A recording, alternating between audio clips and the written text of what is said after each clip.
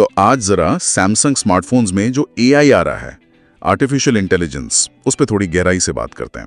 खासकर जो ये 2024-25 वाले नए मॉडल्स हैं, उनको ध्यान में रखकर। हमारे पास जानकारी एक डिटेल्ड रिव्यू से आई है। हाँ बिल्कुल, और सैमसंग इसे मतलब सिर्फ कुछ अलग अलग फीचर्स की तरह नहीं देख रहा है। उन्होंने इसे बाकायदा गैलेक्सी AI का नाम दिया है, जो S24 सीरीज के साथ आया। अच्छा, तो ये दिखाता है कि AI अब उनके फोन एक्सपीरियंस के बिल्कुल सेंटर में है, सिर्फ कोई एडेड फीचर नहीं। सही कहा। तो मतलब हमारा मकसद ये समझना है कि ये Galaxy S, Z Fold, Flip और जो नई A सीरीज भी आ रही है, इनमें ये AI असल में कर क्या रहा है। रिव्यू तो यही कहता है कि फोकस है फोटोग्राफी, प्रोडक्टिविटी, ट्रांसलेशन और पर्सनलाइजेशन पर। कम्युनिकेशन से शुरू करें।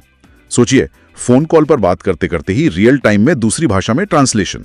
ये लाइव ट्रांसलेट फीचर का वादा है। ये कैसे काम करता है और इसका मतलब क्या है असल में? ये वाकई में काफी दिलचस्प है। देखिए, लाइव ट्रांसलेट जो है वो सीधे फोन ऐप में ही इंटीग्रेटेड है। ओह, मतलब अलग से ऐप नहीं चाहिए? नहीं, कोई थर्ड पार्टी ऐप की जरूरत नहीं। ये कॉल के दौरान ही दोनों तरफ के ऑडियो और टेक्स्ट दोनों का अनुवाद कर सकता है। और ये सिर्फ सुविधा की बात नहीं है, ये एक तरह से फोन को एक यूनिवर्सल कम्युनिकेटर बनाने की कोशिश है। हाँ। वो भाषा की दीवारें तोड़ने की कोशिश जो पहले शायद अलग डिवाइस या ऐप से ही मुमकिन था। तो AI को अदृश्य लेकिन बहुत जरूरी बनाने का प्रयास है ये। और इसी लाइन में वो इंटरप्रेटर मोड भी है, जो आमने सामने की बातचीत के लिए है। स्क्रीन 2 हिस्सों में बढ़ जाती है, ऐसा कुछ। हाँ बिल्कुल, वो स्प्लिट स्क्रीन व्यू में रियल टाइम ट्रांसलेशन दिखाता है फेस टू फेस बातचीत के लिए। और फिर वो चैट असिस्ट भी है, जो मैसेज वगैरह लिखते समय सही टोन चुनने, ग्रामर ठीक करने में मदद करता है। तो ये सब मिलकर कम्युनिकेशन को कितना बदल सकते हैं असलियत में? कर जब बातचीत थोड़ी कॉम्प्लेक्स हो, रिव्यूज में भी इस पर थोड़ी मिलीजुली राय हो सकती है। अच्छा, कम्युनिकेशन से आगे बढ़ें तो क्रिएटिविटी, खासकर कैमरा। यहाँ जनरेटिव एडिट का जिक्र है। तस्वीरों से चीजें हटाना या उनकी जगह बदलना, और AI का खाली जगह को भरना। ये तो किसी फिल्टर से ज्यादा लग रहा है। हाँ बिल्कुल, ये प्रॉपर जनरेटिव AI का इस्तेमाल करता है। वही टेक्नोलॉजी जो टेक्स्ट से इमेज बनाती है ना, हाँ। उसी तरह की टेक्नोलॉजी से ये खाली जगह को समझदारी से भरता है। जब आप कोई ऑब्जेक्ट हटाते हैं या मूव करते हैं, ये गूगल के मैजिक एडिटर जैसा ही है। और ये दिखाता है कि कंप्यूटेशनल फोटोग्राफी कितनी आगे निकल गई है। अच्छा, इसके अलावा वो best shot, scene optimiser, photo remaster और नाइटोग्राफी जैसे फीचर्स भी हैं। ये सब मिलकर क्या कर रहे हैं? क्या ये फोटोग्राफी को एकदम ही आसान बना रहे हैं? हाँ, ये सब AI का इस्तेमाल करके अलग अलग सिचुएशन में बेहतर तस्वीरें लेने में मदद करते हैं। जैसे सीन ऑप्टिमाइजर है, वो सब्जेक्ट को पहचान लेता है, खाना है, आसमान है, और सेटिंग्स बदल देता है। नाइटोग्राफी कम रोशनी में डिटेल्स बेहतर करता है। तो हाँ, आम यूजर के लिए फोटोग्राफी आसान तो बना ही रहे हैं, लेकिन ये भी है कि जो प्रो फोटोग्राफर्स हैं वो शायद ज्यादा मैनुअल कंट्रोल चाहें। बिल्कुल। सैमसंग यहाँ सीधी टक्कर दे रहा है गूगल और एप्पल को, जिनके अपने AI कैमरा फीचर्स भी काफी तगड़े हैं। सही कहा।